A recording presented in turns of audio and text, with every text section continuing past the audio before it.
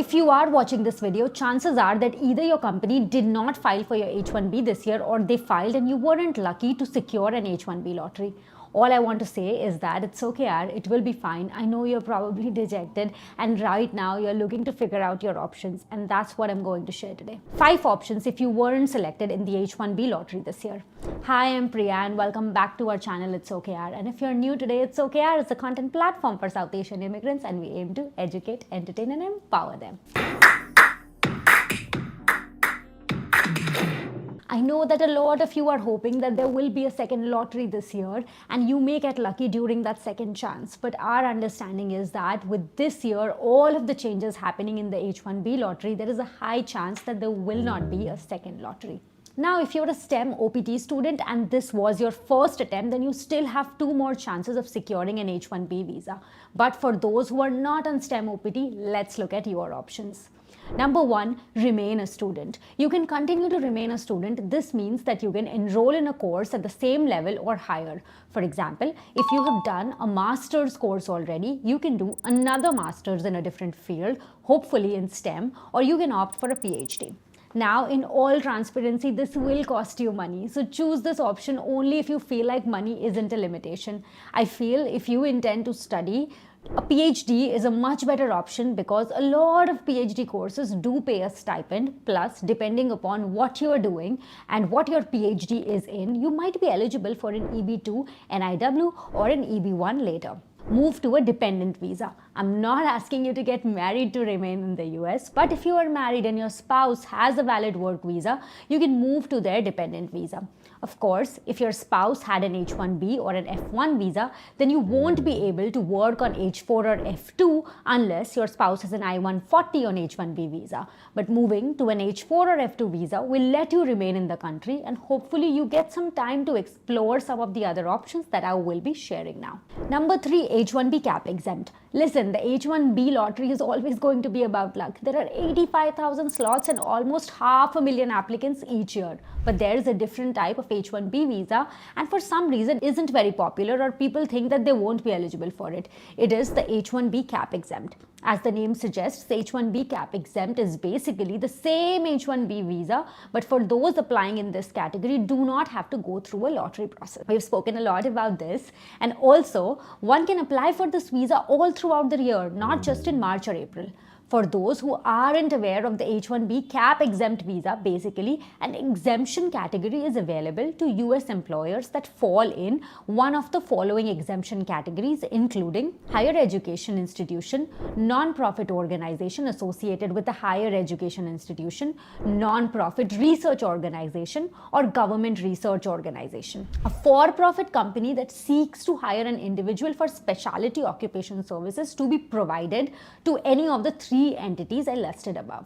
Now, the biggest myth about H1B Cap Exempt is that there won't be enough roles in non-profits or higher education institutions for people in the tech background or for someone in the marketing background. But like I said, it is a myth. There are usually tons of roles available for all of these fields. Yes, there are some restrictions, but an H1B Cap Exempt employer, according to me, is your best option if you find that opportunity.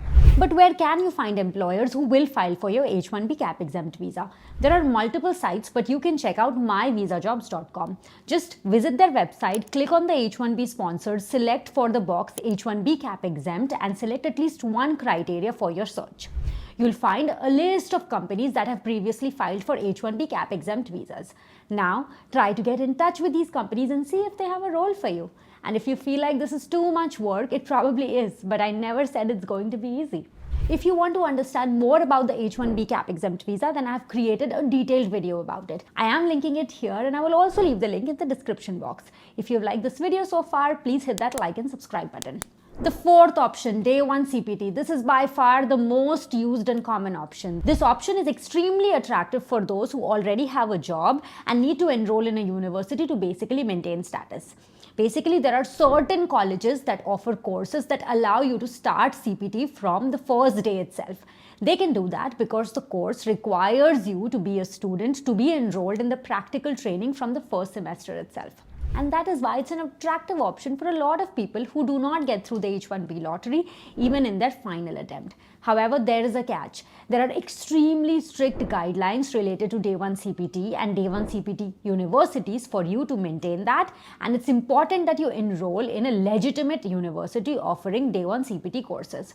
For this, we recommend you reach out to CPT Dog. They are affiliated to more than 25 Day 1 CPT colleges, and they will help you with the entire admission process, waive the entire application fee, and you will also be eligible for scholarship.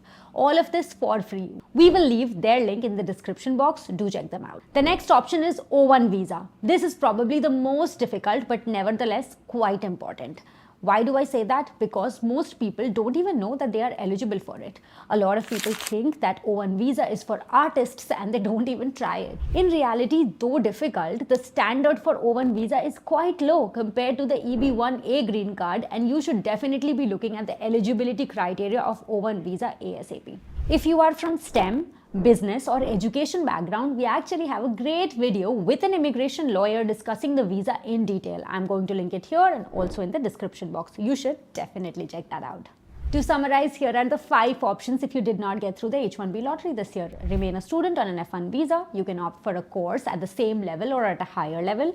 Move to a dependent visa if you are married. Try H1B Cap Exempt visa. Check out myvisajobs.com to find H1B Cap Exempt employers. Opt for Day 1 CPT if you already have a job and need to maintain your status. Don't forget to check out CPT Dog and avail their scholarships. And last but not the least, check out the eligibility criteria for an O1 visa. It may seem difficult, but it is worth a shot. I hope this video was helpful, and I hope you all have a starting point to weigh all the options that you have. Please don't forget to like the video and subscribe to our channel. Leave a comment and let us know if you're exploring any of this. Share this video with your friends who you think might need it. And remember, if things aren't going your way, it's okay, Yaar, because eventually it will turn around. Until next time, this is Priya signing off. Have a wonderful day.